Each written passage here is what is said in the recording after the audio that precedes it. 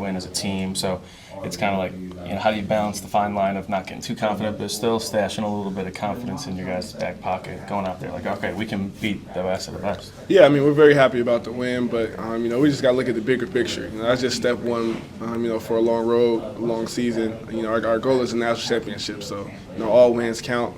The more we win, the more everybody's going to be happy. We faced a little adversity in that Duke game, and I think it was good for us. We were able to see how resilient and the fight back that we had. So we're just gonna go every game and try to win that one. Just like I said, make the next one the biggest game of our life. Lamont, how big was that stretch that BG had there in the second half against Duke with the run the court behind you and getting the 3 straight buckets there? Yeah, no, it was huge. I mean, he just brought the energy, to the crowd, to us. He was just out there making plays, like we've seen him do, all summer and all fall. And when he's doing that, it's definitely big for our team. Is Coach Pope called him kind of an energy guy for this team? Is that something that you've seen throughout these practices? And what is it about him that? Yeah, definitely. Definitely. No, he's definitely been a great energy guy for us. It was a couple times in practice where he was just like dog tired. He couldn't really give us nothing, but he's just been working all summer and fall, and just to see how he's improved. To go out there and in big games like that one and be a big impact. It was great to see that. Yeah, where have you seen his conditioning maybe improve from late June or whenever you got here today? It's improved a lot. At first he was just kind of tired, just walking up the floor, kind of just hands on his knees, just trying to get some air. And then now he's just pushing through. Every day you can see him out there running hard. When he runs the floor, it's amazing because he's a big guy, but he's very mobile and he can get down there and defensively, he's able to bring his great energy, blocking shots, guarding guards, and contesting shots. It's great to have been seeing him, improve all year, and I think, it's just square one for him. He got a lot more, to prove. Is he kind of like a little brother type on this team? It seems like you guys kind of all really enjoy when he makes a big play. Yeah, nah, for sure. That's my little guy right there, for sure. Even though he's 16, that's my little guy. Yeah. What's been the fan reaction since the win? Say it again? What's been the fan reaction since the win? Have you paid attention to that? Yeah, I think everybody's enjoying it. It's it was a big time game. Kentucky versus Duke. That's a historic game. Has a lot of meaning to it, and it's a great rivalry. This is great for me to be a part of it. Definitely a blessing. I've watched so many Kentucky Duke games in the past, and for us to come out with a win, I think everybody just loved it, and we're just going to try to continue to keep going, keep stacking wins, and throughout the year to win that championship. And are you paying attention to any of the rankings? Like this week? No, I haven't seen any rankings. Doesn't it come out today? Yeah. AP poll come out today? Pay attention to that stuff? Sometimes, yeah. A little bit. It really don't matter though. We gotta go out there and play because anybody can beat anybody, as you can see. That's happened throughout this year. So it happens every year too. So we gotta go out there and play and just keep proving ourselves. You mentioned the goal is the national championship, of course. You were the closest to achieving that in your college career of anyone else. Coach Pope hasn't had an NCAA tournament win. A lot of these guys have never been in an NCAA tournament. So is there kind of a message that you've been sending them, not only what it takes to win in March, but what does it take throughout the season, doing this stuff now, in order to build your team for success in March? Yeah, I think the biggest thing that I say is just staying together. That year that we went to the Final Four and national championship game in San Diego State, we were just so tight,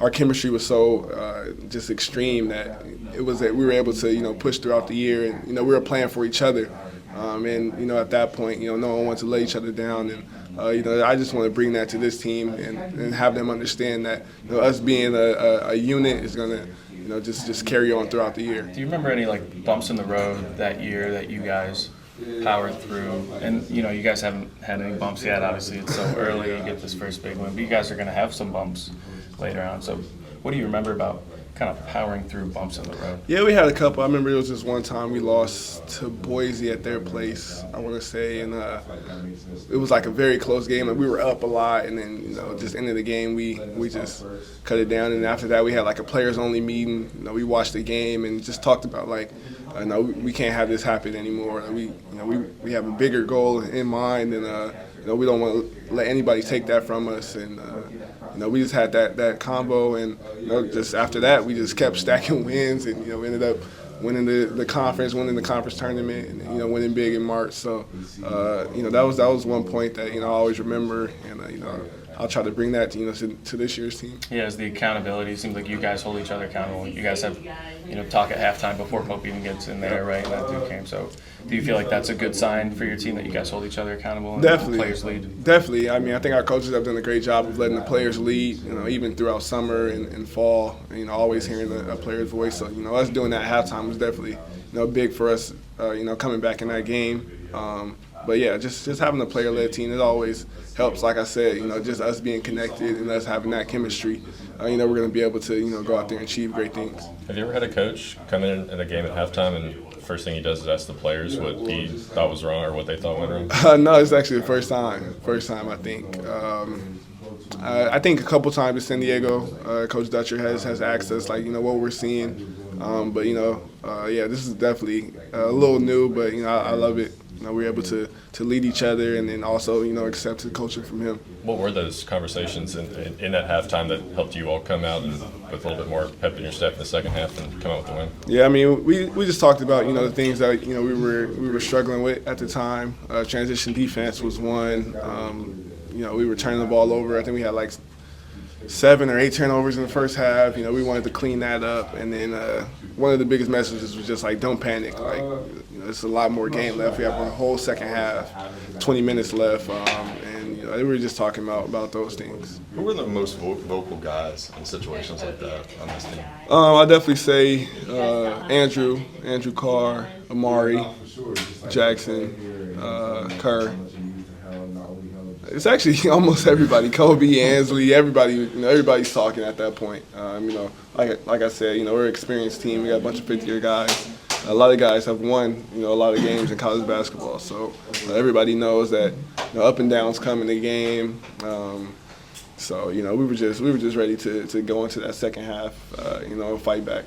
What have you seen from Andrew in that area? Because I know, you came in wanting to be a leader. I know he came in with the same objective. Yeah, Andrew has done a great job of leading us.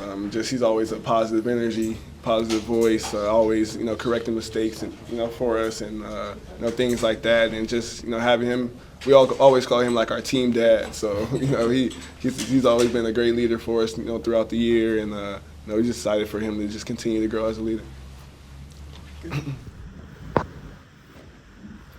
Lamont, how'd Tuesday feel? I felt great. It felt great to play in a historic game like that. Kentucky-Duke rivalry. Kind of just a dream come true. I mean, I've watched that game so many times and be able to be on the winning side of that. It was a very fun game to play, and I'm glad we got the win. Pope talked about every game being the most important, not overlooking Bucknell to get to Duke. Now, how do you kind of move past Duke to kind of keep focusing on what's ahead? Yeah, I mean, we got to focus on the next game. That game was fun, but the next team can beat us. So we have to go out there and play like this is like he said, the toughest matchup that we ever played, the biggest game of our life. So if we go out there with that mentality, I think we can get it done and just focus up on them.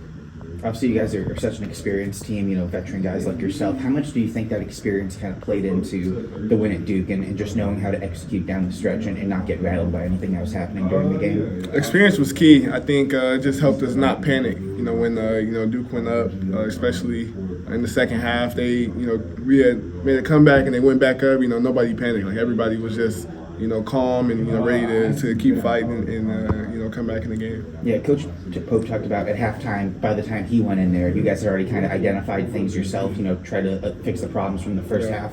How unique is that for a team that you've been on to be so senior player-led that, before the coach even comes in at halftime, you guys can already break down yourself, what some of the things that went wrong were? Yeah, I think our coaches have done a great job even from the summer and, fall practices to allowing us to, be the ones to correct things, allowing us to be a player-led team. And I think that just went into the game. We were all just talking before he got in there. And then he put his little tidbits on it, and we were able to, make the full comeback. How much did a game like that, an environment like that, bring you guys together as a team? Oh, yeah, it definitely brought us together. we've been going at it all summer and things like that, and for us to be able to reap the benefits of being together and having the camaraderie that we had, and it just grew that because that was a tough game. I mean, adversity always brings people together, so we were able to get the win, and we were very happy after that. Coach Webb has also talked about just kind of the depth of this year's team, the fact that you guys can go 9, 10, 11 guys deep, come at opponents in waves, kind of wear them down. How much of a key do you think that is, just having so many guys who can sub in, rotate in, and continue to give the opposition different looks? Yeah, it's huge for us, especially the way we play. Fast paced, so we start to get tired sometimes, and then that you got your brother on his way coming in waves. We got some high level guys, experienced guys off the bench that can come and give a very productive 5-10 minutes, and then starters come back in and things like that. So it's going to be great for us all year. As long as no one gets injured and we have a healthy team, it's going to be tough to beat us. With the depth and experience we have. We'll kind of go along with that. Coach Webb has also talked a lot about the conditioning that he's put you guys through, trying to get everyone up to speed to play at this fast pace. Come off the bench in quick bursts. Can you speak a little bit to the conditioning process and maybe how that's different from some of the spots you've been at before? Yeah, no, we did a lot of conditioning this summer, but recently we've been doing these 20-minute segments in practice where it's like you're on to the next thing like right away. So it's like a 15-second break maybe, or 10-second break in between like a drill or a play or something like that. And we do that for 20 minutes like during practice, and we all dog tired, and we just keep pushing through it. And then I think it showed in the Duke game, like nobody was really tired. Like we was able to keep our pace going the whole game, and so we're just going to continue to do that and be in better condition. Yeah, I was going to say, how's that feel in the moment of practice versus the payoff of it in games? Yeah, in the game we felt great. In practice we'd be all tired, hands on our knees, just trying to get some air. But in the game we were able to keep pushing through that, and I think it's going to pay dividends throughout the year. We saw that video, the journey video, Pope talking about Cooper's spin into a steal, ripping with two hands. Did that pop up on the scout like early, or was that something that he noticed in real time? I think it's something he noticed in real time. He did it a couple times in the game. I mean, they watched it a little bit on film, I believe. I think all our foremans were, watching film.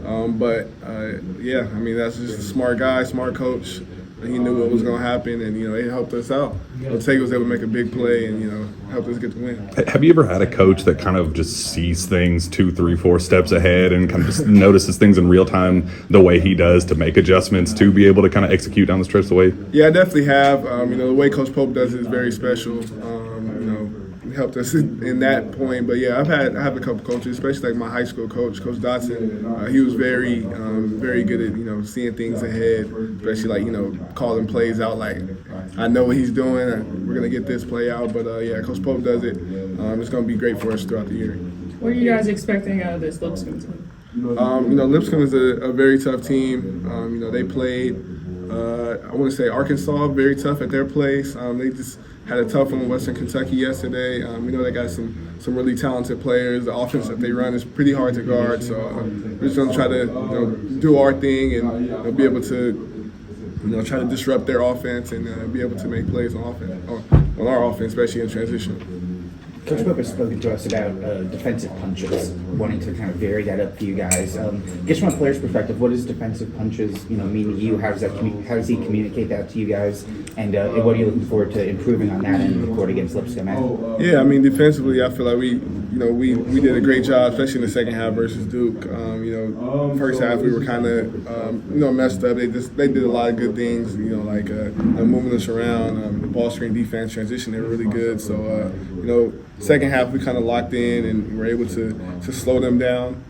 So we just got to continue to improve there. Make sure we're getting a hit on every rebound so we can finish out possessions quick and get out and run on offense. So I think we got the talent and the defensive ability to go out there and hold teams to low numbers because offensively it's tough to guard us, and we're able to score at large numbers. So we just continue to grow our defense, and I think it's going to be well for us.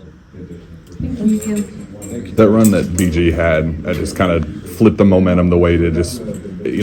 Where did that come from, and how is that something that you guys expected to see out of him? behind the scenes watching him in practice? Is that kind of the norm for BG? Yeah, I mean, when BG has his energy very high and he's out there, making plays, getting deflections, hitting shots, the three that was a 2 at the top of the key. We've seen him, make that in practice, and he works on those things. So, him having that big energy in such a big game, it really just helped us, go out there and finish the game out. How much do you think he and Amari kind of complement each other going back and forth, and just kind of being able to come at you in waves with a talent though like BG coming off the bench? Yeah, I mean they're both really good, very talented bigs. Amari gives more of like a defensive, older, experienced presence, and BG gives more of like a younger, more energy. Getting deflections, blocks, making the right plays, setting hard screens, and so having both of them is definitely a blessing.